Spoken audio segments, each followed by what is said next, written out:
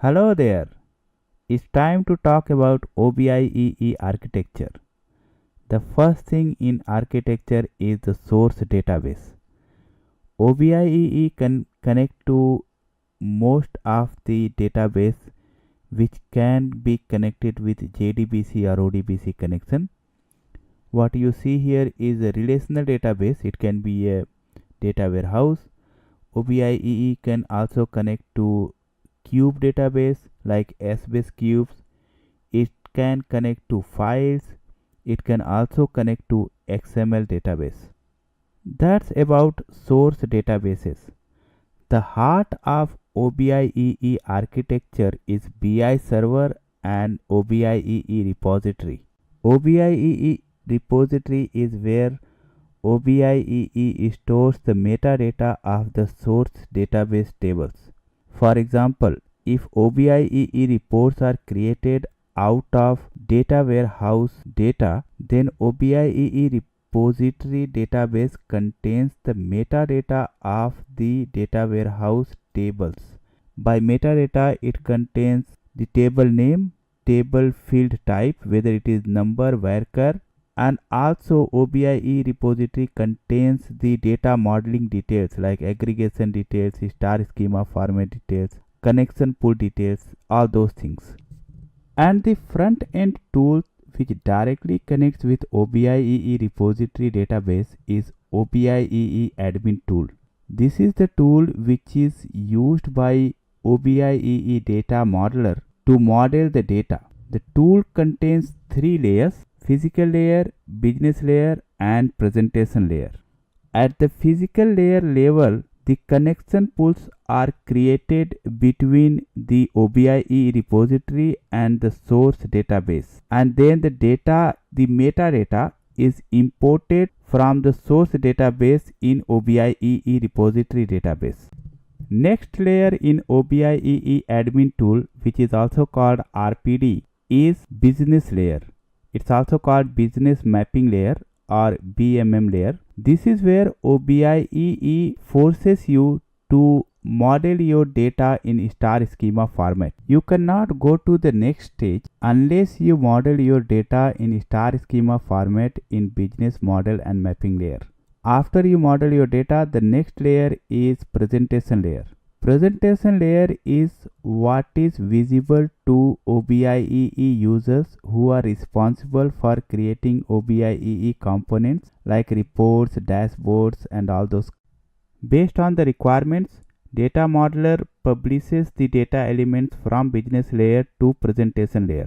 And then OBIEE developers can use those data elements from presentation layer and develop the reports, dashboards, and other components. All these activities, the creation of physical layer, business layer, presentation layer, can be done in offline mode. As long as OBIEE admin tool is connected to OBIEE repository, the RPD can be developed in offline mode, and when the RPD is ready, it can be uploaded on BI server in the production box, and then only the presentation layer will be visible in the OBIEE report.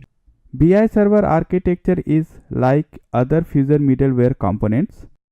It has high availability and cluster architecture where you can have more than one machine with application servers installed on it. It contains managed server as well as BI system components. BI system components is where BI publishers and such components are installed.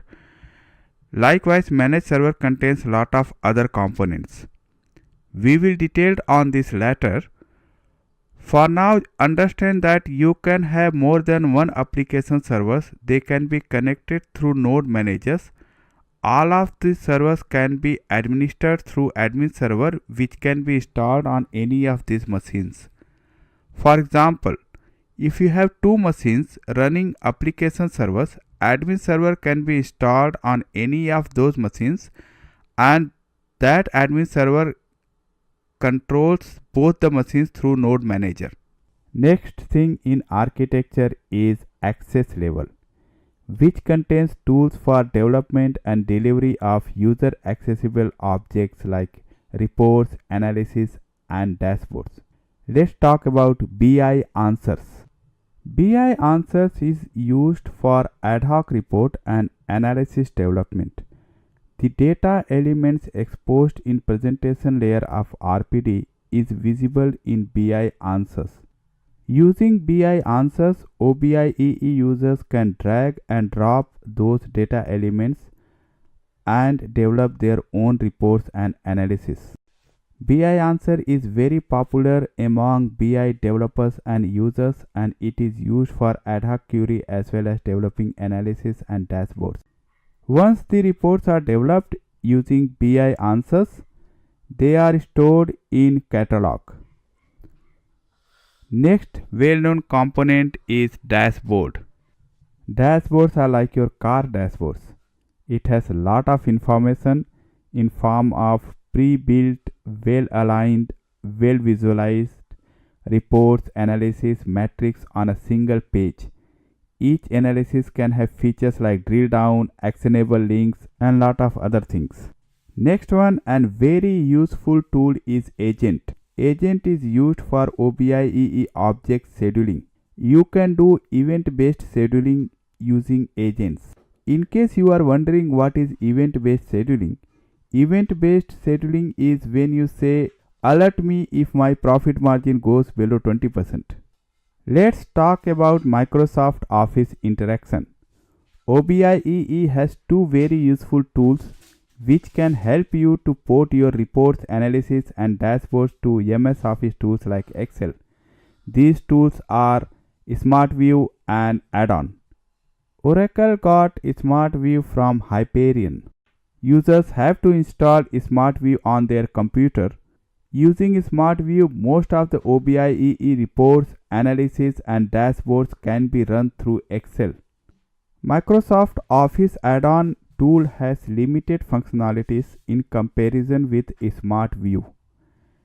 MS Office add-on can help you port the OBIEE objects like reports, analysis, dashboards to MS Office tools like Excel. Next very important feature is OBIEE interaction with portal. For example, if your dashboard has 7 reports, all those reports have their own HTTP address. If you have a company portal and you want to show one of those 7 reports on your portal, you just have to consider the hyperlink of that specific report and put it on your portal. How about mobile interaction? OBIEE has a very rich mobile interaction. Oracle has developed apps available on iPhone, iPad, and Android devices. Through these apps, you can create connection with your on-premise BI and run your reports and dashboards on those apps. That's about OBIEE architecture. Now you know the different artifacts of OBIEE and how they interact. I will see you in next lecture. Awesome.